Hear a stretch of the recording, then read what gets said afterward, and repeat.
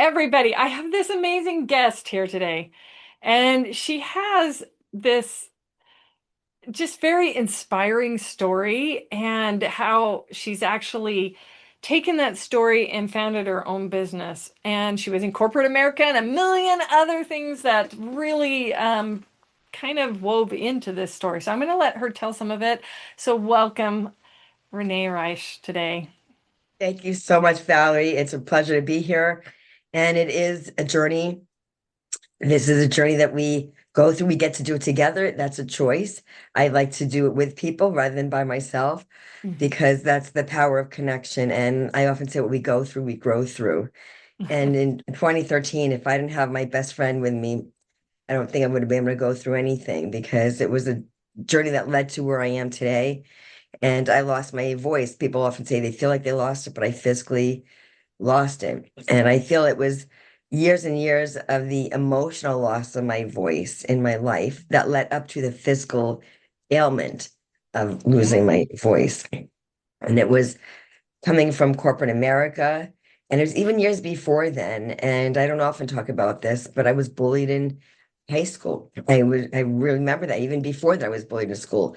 I was pushed and shoved around in the hallways, just going to my class. And why was I bullied? Because there were bully girls that could push people around, and they did, and I was one of them. Because I didn't do anything wrong, they could shove me around. And I wasn't going to say anything because if you do nothing wrong, if you say something, it could get worse. It gets worse. Yeah, yeah, Then yeah. I found myself doing that in other areas of my life, not speaking up, because if I did, maybe something could be worse. So I never spoke up in any area of my life. When I was in commission sales, I had sales stolen from me. Why? Because they could. Because they could. Yeah. And not speaking up any area in any way, and not just in the negative sense. Even if someone wanted to go to dinner, like a friend or my family, where do you want to go? What do you want to do? I'm like, I don't know. What do you want to do? Yeah. I didn't want to disappoint people. Yeah. I didn't want them to not get to do what they wanted because I had to, I got to do what I wanted. Sure. So Sure. that's people pleasing. It's like if somebody's asking you, you tell them what you want. And you could always make a decision together where you want to go, what you want to do. But I never wanted somebody else not to get what they wanted because of me. And so what changed? What happened? Because you ended up in a great eh, corporate America again, Yeah. and you Yeah. were a Doing real leader, well. and Yes. yeah. All of that, all check the boxes, all of it. Awards, accolades, number one, all of the things. And in December of 2013, I got very sick. And from all those years, and even in that position, not speaking up, I didn't speak up until I didn't have a voice to speak with. And Yeah. that was what culminated in December of 2013, the busiest time in retail, which I was in management. And it was something that was the most painful experience of my life. I had sores over my vocal cords. I remember Mm. going to work sick and I felt like I had a sore in my throat. I'm not recommending anybody go to be a martyr and go to work when you're sick. But I Yeah. knew when I looked at the schedule that I was the only senior manager closing that Oh, night. And I'm like, they're not going to let me call. And that's even the mentality. They're not going to let me call. I was like, wait a minute. They knew the caliber of work that I gave them and that I wouldn't just call out just because and leave somebody stuck, like, unless I really was sick. And I really was. Like, I can't do that to these people. Like, how could I do that? So I went in, like, well, I'm off the next day. I could just go in and push through it. So as the evening was going on, I was feeling worse and worse. I went to my car, I was just shivering, and my throat was so sore. And I went to the urgent care the next day, and I told the urgent care doctor I felt like there was a sore in my throat. mm. And most people, unless you maybe you're two or three, says, to their parent, I have a sore in my throat. And he's like, you mean you have a sore throat? I'm like, no, I actually did have a sore in my throat. It was in the center.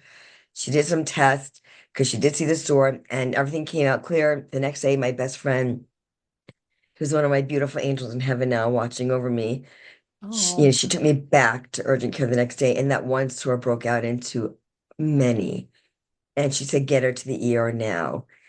And I remember asking the ER doctor if I was contagious. He goes, oh, you're highly contagious. You can't be with the public. I'm like my job was with the total public. Everything I did was with the public. How could you you not be with the yeah. public? And I didn't know it, but shortly thereafter, I lost my physical voice. And it Mm. was all the sores, and they were afraid, doctors were afraid that the scar tissue was so much that I would never be able to speak again Mm, from all the sores that attacked my vocal cords. And I say the word attack because if you can envision what a knife or razor blades in your throat feel like 24/7, mm. I can't. that was, No. I mean, I well, can, but no, yeah, I I can't. know, right. Yeah, that's what and I had a Yeah. fever. So Yeah. 4 months of having a fever, being told, I mean, and 20 vials of blood that they took from my body, trying to figure out, peeling back the layers of the onion. What does she have? What do we give her? They could give me nothing because it was a virus, not a bacterial infection. Yeah. Yeah. Yeah. And that is It was just insane. horrible. Yeah. Oh my So gosh. 4 months, yeah, 4 months. Mm. And I would get voicemails on my phone and I couldn't pick up, but it was a doctor saying, go for more blood work, go for more blood work. I'm like, Yeah. like, what do you like? I was weaker than anything because I wasn't eating. Why wasn't I eating? Because I couldn't swallow. I Yeah. couldn't drink. It wasn't like have some tea or chicken soup. When you can't swallow, it's not a sore throat, it sores on your vocal cords. And it Yeah. was called viral pharyngitis. Your pharynx is your vocal cords, your throat. So Yeah. it was, now I know it was like the throat chakra was like shut down completely.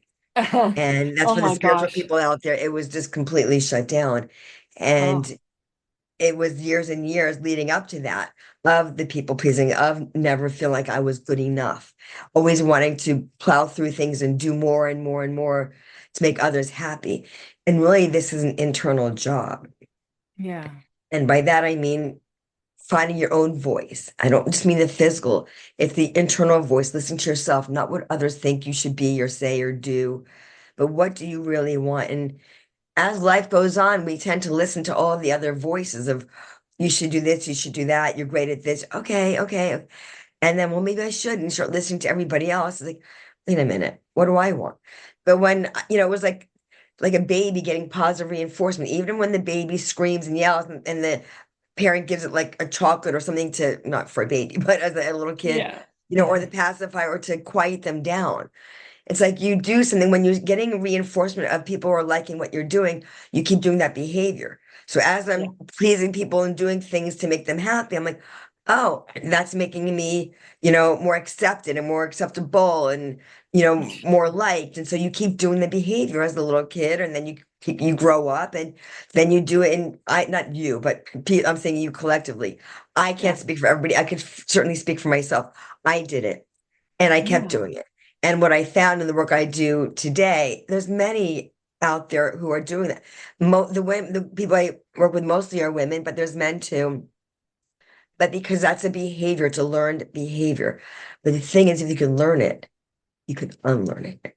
You can And so the unlearn work I it. do is rewiring the hardwiring. We have this computer chip, and Yeah. it's our reticular activating system. It's the back of our brain. And we play this tape over and over and replay, replay. It's a new date, it's a new, day. You put on new clothes but you're repeating the same thing that you did, the Yeah. same behaviors, thinking I'm going to get a different result. And that doesn't happen. Yeah. And so what I That's created the is definition of insanity anyway, yeah, right? it is. It is a definition. Yeah, do the same thing with a different result. It is a definition Yeah. of insanity. Yeah. Absolutely. So I created the voice blueprint. It takes you from vulnerability to empowerment in the journey of finding your voice in business and in life. That's beautiful. And she does have a book. I'm gonna have her hold her book up.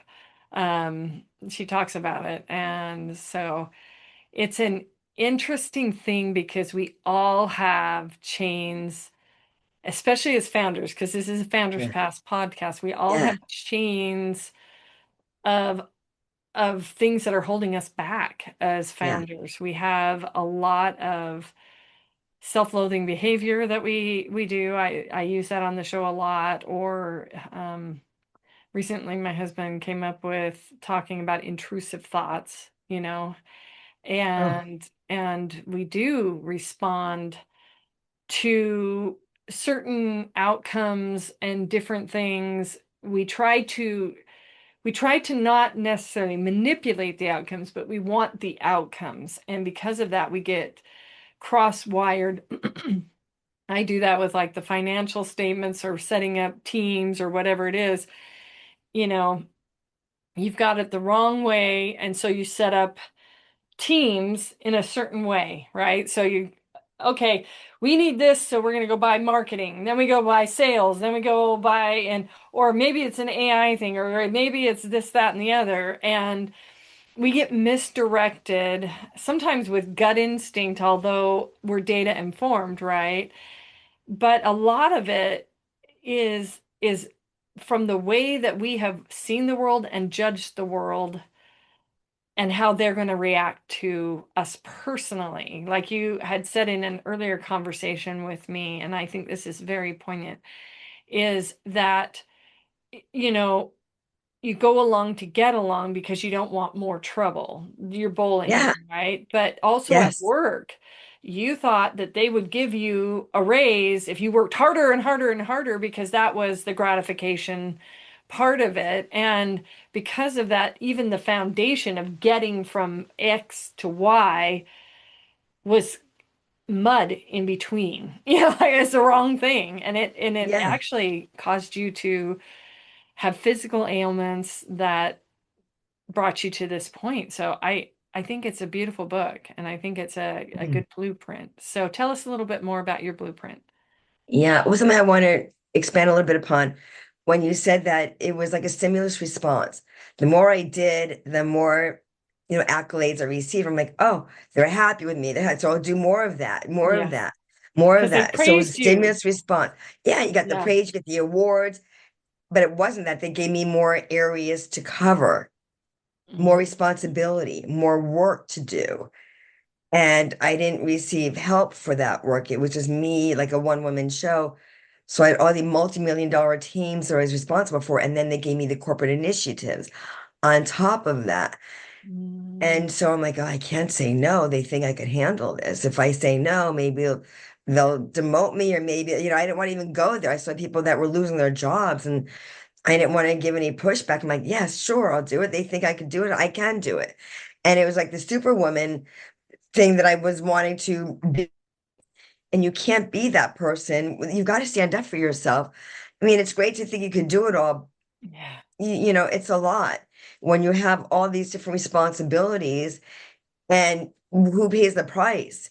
I'm not Yeah. talking about the financial, or it does turn out to that when you go to the doctors. It's the physical price, and my body was screaming at me, and I never listened. Yeah. My best friend would yell at me, say, Yeah. "Renee, slow down," because she was the outside, outsider looking in, but not so much an outsider. She was very close to me, Yeah. and she saw it happening. She saw the writing on the walls. Like, no, you don't understand. I have this. I have to do this. Meanwhile, she was working her butt off doing different jobs that she had to do. And Yeah. she saw what was happening to me, and she's like, oh my God. Like, I would look forward to days off, not to breathe, but to say when I'm off the next day, I could get all these schedules done. I could do what else? What was my mindset? What more could I do for them? Not like, oh, I'm Mm. off tomorrow or the next day. I could take a breather. It was never me out there. It was like, okay, if I get up really early or I stay up really late, I could get all this work done. So I'll be ahead of the game when I get back. It was that kind of hamster wheel. And that doesn't help. I mean, sometimes you got to take a step back to take two steps forward, and disconnecting in order to reconnect. And I think that that is hard for it doesn't I we talk about it being women, but it's hard for anybody. You feel I mean, there's big studies like Gallup employee engagement, right? Oh, And employee yes. engagement, they care more about feeling that they're valued at work. And there's very good leaders that have learned to make you feel valued at work because you don't ask for a pay raise because you feel valued at work. And they're going to give you a pay raise. And because of that, and I mean, I've run into that. I will say how much my services are, and people will say immediately, like, well, what's my discount? Or what are you going to do for me that other people haven't done? And it's like you kind of look at them and you're like, okay, well, first of all, if I wasn't giving you a fair price to begin with, I wouldn't have asked for it. So I don't use the D word. And if the value is the value, then we can exchange the value. But I can trade you something. If you can't pay the X fee, I can trade you something. Right, And it's right. okay to trade something, but it's not okay to devalue. And I and I've told this story before, but I learned that lesson. I was singing at the Trade Towers in 2001, when the Trade Towers came down. I was asked to, Wow. because I sang opera for 18 years, and Yes, yes. they asked me to sing a patriotic medley. Hmm. And my accompanist, I was concerned to ask her to write an accompaniment, but we only had a very short time. And um and I said to her, I said, I know that you're worth XYZ ABC, blah blah blah blah blah. I'm doing this pro bono. I'm going to need to ask you to do this pro bono. And this is how good this woman was. I had four different songs that I was putting together. I said, modulate it to this key, then this key. I need a bridge here, and I would move it all over the place. And then from there, um, she played them all through in their normal keys and everything, put them all down, and created a complete accompaniment. Now, I'm gonna contrast that, because she told me after that, she said, I didn't mind doing this with you because you valued me and you Mm, traded me something for the value. You were also doing pro bono, right? And I've always paid her as an accompanist. You always, that's just how it works. And she told me this story about this woman who my accompanist she played at the universities, and she had 69 piano students too. And so she would have to have three or four recitals just to get all of them through, right? And so she wasn't in need of work. She wasn't in need of money. She did, all this kind of stuff. One of her piano students' mothers came up to her and said, Hey, my daughter is getting married, and I thought if you could come and practice a little while and play for this wedding, then it would just be great. And she's looking at her like, do I look like I need to practice? And she said, had that mother said, I don't have a lot of money right now and I could trade you instead of devaluing me, I would have said, sure. She turned him yeah. down flat, because of it. But it was the devaluing of it that we do. And we do that in America. But I think we also do that. We do that as founders ourselves, because sometimes we we don't see our services as what they should be. And we find ourselves explaining, well, we do all this stuff and we do all this stuff and we hear, and then it's, wait a minute, what? You know, and Yeah. when I heard your story, it was, you were doing more, more, more, and more. Yes. Yes. And you didn't watch your health with it. And you went from the assumption that a lot of women do, by the way, if I do more, because we're nurturers, they will Yes. notice, Yes. because men notice. And if you're in corporate America, and I'm not bagging on men, and some men do, but women are from Venus, men are from Mars. Yeah. It's a reality, right? And Yeah. so then you get to a point where you're going, and I didn't even get a pay raise for all this more, more, more, more, more, more, Yeah. more It took stuff. more from me and took away Yeah. my soul. I was chipping away at my soul, my inner voice that was saying, somebody help me. And I didn't ask, as I said, and like it was so, I mean, it was a lot. Without going into full detail, it was a ton. And it was, I even the word ton is like I feel like this ton, like, on Sure. me. And it was, and I was having to do the heavy lifting, and it was difficult. And as I said, sometimes asking for help, we think it's a weakness. And you ask for help and it's really a strength. It's like I can get more done, if somebody does this and I could do this, something, but I never spoke up. As I said, in any area, and then I didn't have a voice to speak with, especially as a leader, in corporate, oh my God, or I say that I need help, they're going to think I can't handle it. Yeah. And, Yeah. instead of presenting it that the other way, saying, listen, I have a plan, come with a plan. And this is what I believe we can really accomplish that much more if Hmm. we do this and this, rather than I can't do it. Like that's different. You're like you say, it's the Yeah. way I believe it's the way you say something and the way it's perceived. If you Yeah. put a wall up, you're going to be like, there's, a block there. If you come down and say, listen, this is what's going on. I have a solution. That's why I created the voice blueprint. You mentioned it earlier. It's vulnerability to empowerment. It's the very tool I wish I had Yeah. when I was going through that time. I didn't know Yeah. that's what I needed. So I had to create. I'm like, what didn't I see out there? And there's a lot of stuff out there, so many coaches out there doing, coaching on Yeah. this or There's a lot. that. Yeah. But I needed something that I didn't see, and I had to create it myself. So Yeah. the voice blueprint, as I said, it's vulnerability is the V, goes to owning your voice all the way to empowerment. And that's what I work with my clients on. It's a tailor-made program. It's based on Six Sigma methodology, which was Right. first deployed to the military and to the elite companies in the world. And that's what I created because it's something that really I see it work over and over, time and again with my clients because it's something that they know it's going to be tailored to them. Not like, let's just put, Susie in Sure. this. It's like, wait a minute. No, you have me with you through it. Because as I said, what we go through, we get to grow through. And if you don't see the blind spots, we have those things that says objects may appear close, they are close when they appear in the mirrors. You have to really have somebody who can really see that.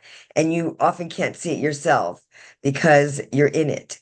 And when you have Mm. somebody outside that's been through maybe not exactly the same thing, but something very Hmm. close mentally, the mental anguish that I was going through was incredible. Yeah. Physically, the pain was off the charts. Emotionally, I was like locked away. Not locked away. Not like locked away. I was locked for four I was gonna solid say months. you were locked I away was for four quar months. I was quarantined 4 solid months. Mm. And the doctors didn't even know if it was going to be longer. And you have a fever every day. You wake up in the Hmm. middle of the night with tears coming down your face, but you don't hear your voice of crying because you don't have one. I Yeah. mean, that was the extent. And how many people are like suffocating in silence? Like waving that flag saying, can somebody see me? Can somebody help me? I want to be seen and heard and valued. I can no longer be seen heard because I was in my four walls and value. It's like I felt like I had zero because I was in the four walls for so long and I wasn't allowed out. So it was like, wow, what happens? How do you get through that? And that's Yeah. why I created the voice blueprint. And people say, well, how'd you get better? What changed? I'm going to tell you this. Losing my voice began the very journey of finding my voice, personally and professionally. We're gonna let that hang in the air for a moment because that's so key. Sometimes we walk on rote things and never fix the thing that makes you actually be the person that you are today. Yeah, that's incredible. It's an incredible journey. I can't imagine all the all the Oh, all the hurt and pain. I like I said, I was a singer, so I can't imagine the knives. oh, But crying in silence is a very it's a very emotional thing, I think, that you were dealing with because you were so alone with it. So it's a very good descriptive word of what you were going through, too. it it really Or was sentence, right? something that, yeah, no, it really was something that I've never experienced. I mean, people get a sore throat, sometimes you get strep, which is very painful. But Hmm. this I knew was different. I knew I never experienced anything to this degree. But then I think about what was I not swallowing in life? Hmm. What was I afraid to take in? And the pain that I was holding on to was my own voice that got stuck, Yeah. not speaking my truth, not speaking up for myself for fear of repercussions or fear of being judged or fear of not being liked or accepted. That fear is that false evidence appearing real or face everything and rise. Yeah. Facing everything and rising is tough, but I know I'm tough too. Yeah. That's funny because I have a post I post on LinkedIn every couple of years that is exactly FEAR, face everything and rise. Yeah, because marketing and sales do a great job of FOMO. And a lot of times you're sitting in there. But there is, I mean, I'm not saying that there's not fearful moments and things that you have to 100%. address, but you working through it and just trying to throw the same stuff at it makes you sick and tired. I know I'm personally going through something right now, and it's something that has made me very tired, and it is what it is. But a lot of times we hang on to things because of some false notion that it's going to make you either happier, better, stronger, or because we're going to miss out on something else. You know what I call that, Valerie? And you and I will talk more, I know. I call it the uncomfortable comfort zone. You said we hang on to me. It's uncomfortable to be there, but you don't know the what if. So you Yeah. stay stuck where you are because at least I'm managing it. At least I'm navigating it. Not really, but I know what it is. At least I can maneuver my way somewhere in here. And so you stay there. Yeah. But the what if, people think, well, what if it doesn't work out? But what if it does? What if I do this and people don't like it? You think everybody's 24/7 just glued to you? No, we think that. Yeah. That's nice. That's our ego. You know, Yeah. that's our ego, which is edging God out for if you're, but I don't do that. And it's not ego. I like It's, that.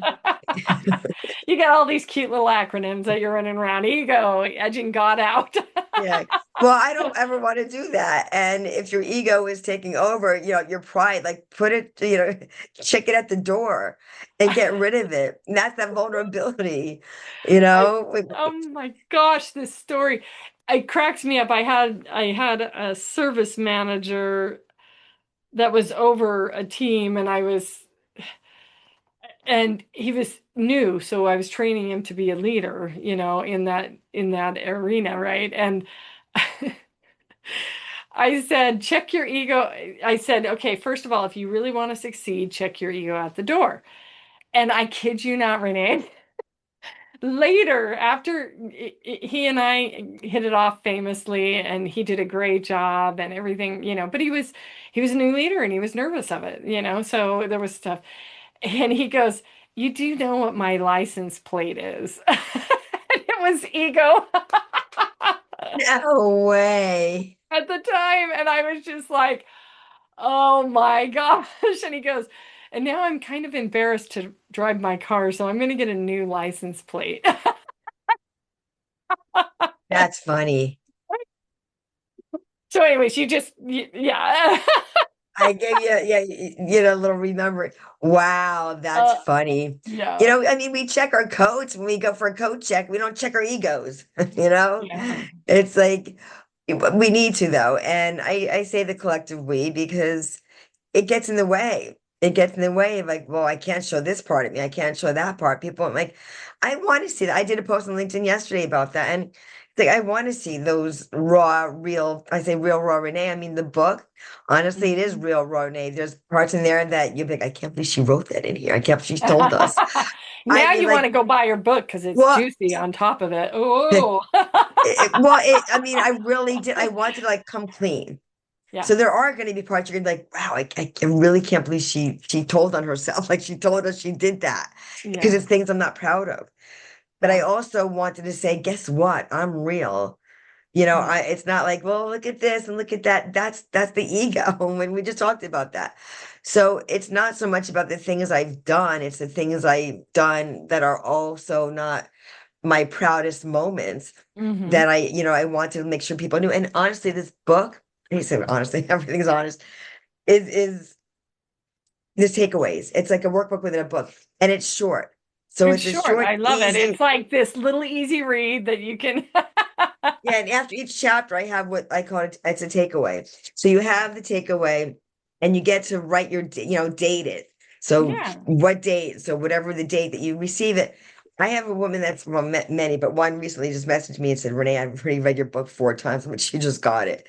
She's read it 4 times in a matter of a month or two. And because every time you read, because we're evolving, like we shed our skin, we shed parts of us, layers. So when you read it again, you're like, oh, that's when I did this, and that's when I was going through that. Then you answer the question a little bit differently. So this Yeah. book, regardless of the year, the date, the time, it evolves with you. It grows. It's an evergreen tool Yeah. because we are always evolving as humans, having the spiritual beings having this human experience. And we're always evolving into what's our next chapter, whether you're an author Yeah. of a book, you're the author of your life, and you get to edit it every time. And every day you wake up, I also posted yesterday that, yesterday was my birthday, the 29th of April. And I posted on LinkedIn, I said, I said, whether it's your birthday, and I wrote birthday, day of birth, every day you open your eyes, it's another day you've been given to Mm. rewrite your story. It doesn't have to Yeah. be the day you were born that you're celebrating. Every day you wake up and your eyes open, you have another chance, another opportunity to do different or be different or pivot Yeah. or do something that's going to, excite you more. Yeah. And that's what you're here for. And the lessons that we learn are not always the fun ones. I guess that's why they're called lessons. We don't always think of the ones that are, oh, that was a positive thing. I loved it. Maybe do more Yeah. of that. But the things that are the hard ones are not the comfortable ones. You're like, wow, how can I make this mess into a message, not just for me and learn from it, but how can I serve others from it? So instead of things happening to you, they happen for you. Like, why would something so negative happen for me? How was that a positive? It wasn't at the time for sure. I wasn't thinking this is happening for Yeah. me. No way was I thinking that. I'm like, oh my, like I didn't want to be here anymore. I didn't want to live anymore. It was so painful. I had no desire to be here in this body, in this life. It was just too painful of an existence. I didn't know why I was even here anymore. And I realized after the fact, obviously there was the after the fact. During it, I just didn't want to live through it. It was just too painful. But how many things we want to like run away from? And what are we running away from is ourself, abandoning yourself, like instead of being there for yourself. You don't want people to be there for others. I said that earlier in this show. Be there for yourself. Yeah. What would you Yeah. tell your best friend? I'm grateful that my best friend was here for me during that time, and I know she's here for me in other ways right now, Mhm. and I'm grateful for that. I'll always be grateful for that. So that's why we're Yeah. here to be able to share our voices together, to let you know you're not alone. The book, as I said, is very powerful. People buy it for a gift, coaches buy it for their clients or for themselves. It's just a great Yeah. tool. And talking about that book, because we're at the end of the podcast, talking about that book, we will have that in the show notes, the link to where you can buy it. And that way you're finding your voice. And Yes. I can't tell you how many business people love it when it's just a little tiny book. And this is tiny, you can get through, but it's work. It's a work book. You will work and have, yeah. So, anyways, it's fabulous. Renee, you're amazing. I am inspired by you. Where can they meet up with you? Where can they Oh, get of you? absolutely. Well, I did mention LinkedIn, so that is one place. But also reach out to me you can email me, Renee at Renee Reisch. Last name is Reisch. First name is Renee. Renee at ReneeReisch.com. And just reference Valerie Cobb's podcast. Okay. That Find Your Voice. So I'll know that's where I know you from. Because on LinkedIn, unless you're connected to somebody, you can't necessarily send an email. And if and everybody may Yeah. not be on there. So that is one place. But the other place is just email me and reference the show. And I'll be more than happy to speak with you. We can meet for 30 minutes. I'll give you a free consultation. Let's do that. We'll do that. I'll offer that to your guests. I also have a complimentary ebook. And Mm. for sure, my book, it's 9.99. I've had that on my website. We'll put that there too. So there's multiple ways we Yeah. can connect. And I look forward to sharing our voices together. This has been such a pleasure and a privilege to be here and to have a voice to share with you and your audience today is really something I will forever be grateful for. Oh, you're amazing, Renee. Well, thank you to all the listeners, viewers. Like us, love us, share it, keep growing the community. And I appreciate you all so much. And thank you again, Renee. My pleasure. Thank you, Valerie. And I